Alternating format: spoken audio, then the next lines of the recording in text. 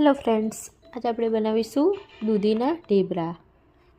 તેના માટે મેં અહીંયા એક મીડિયમ સાઇઝની દૂધીને વોશ કરીને લઈ લીધી છે અને 2 લીલા મરચાં, લસણ અને મીઠું આપણે પીચી કાઢ્યું છે. આ મીડિયમ સાઇઝની દૂધી લઈ લીધી છે મેં વોશ કરીને. પછી આપણે તેને છાલ ઉતારીને છીણી લેવાની છે. મેં છાલ ઉતારીને છીણી લીધી છે. પછી ઘઉંના લોટમાં મેં દૂધી એડ કરી દીધી છે. પછી જે મરચાં અને લસણ ટીચેલું હતું તે આપણે અંદર મિક્સ કરી દીધું છે.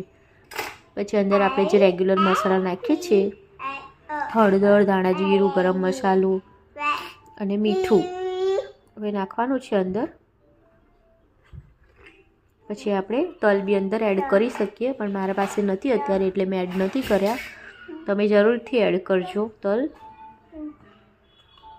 પછી આપણે એમાં દહીં નાખીશું. અડધી વાટકી જેટલું મેં અહીંયા દહીં લીધું છે તે હું અંદર એડ કરી દઈશ. તમારા જોડે ખાટું દહીં હોય તો તમે થોડુંક જ એડ કરજો. પછી મેં આ ખાંડ એડ કરી છે. દળેલી ખાંડ હોય તો તમે દળેલી જ એડ કરજો. મારા જોડે અત્યારે દળેલી નથી એટલે મેં આખી જ ખાંડ એડ કરી દીધી છે. પછી આપણે આ કોથમીર એડ કરીશું. પછી સરસ રીતે આપણે તેને બધું મિક્સ કરી લઈશું. પછી આપણે થોડું અંદર 2-3 ચમચી જેટલું આપણે અંદર તેલ એડ કરીશું. પછી સરસ રીતે આપણે તેને મિક્સ કરી લેવાનું છે. પછી આપણે થોડું પાણી એડ કરતું જવાનું અને લોટ બાંધી લેવાનું છે. આમાં અડધો ગ્લાસ પણ પાણીની જરૂર નહીં પડે, કેમ કે દૂધીનું પાણી છૂટશે એટલે થોડું જ પાણી એડ કરજો, નહીં તો બહુ ઢીલો થઈ જશે લોટ. અડધો ગ્લાસથી બી ઓછું પાણી યુઝ થયું છે અહીંયા. અને આપણો લોટ બાંધીને રેડી છે. બહુ કઠણ બી નહીં રાખવાનો અને બહુ પોચો બી ના હોવો જોઈએ.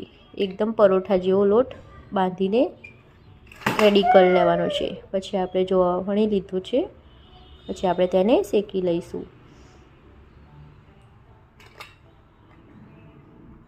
જો પછી આ સરસ રીતે આપણે એક સાઈડ શેકાઈ જાય પછી આપણે તેલ લગાવી દઈશું.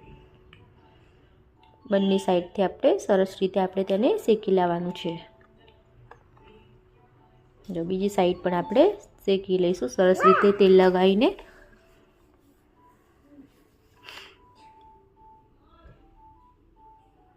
આપણું ઢેબરું બનીને તૈયાર છે. આવી રીતે જ આપણે બધા ઢેબરા બનાવીને આપણે રેડી કરી લઈશું. જો આ ઢેબરું બનીને આપણું રેડી થઈ ગયું છે. હવે આપણે બધા જ ઢેબરા બનાવી લીધા છે.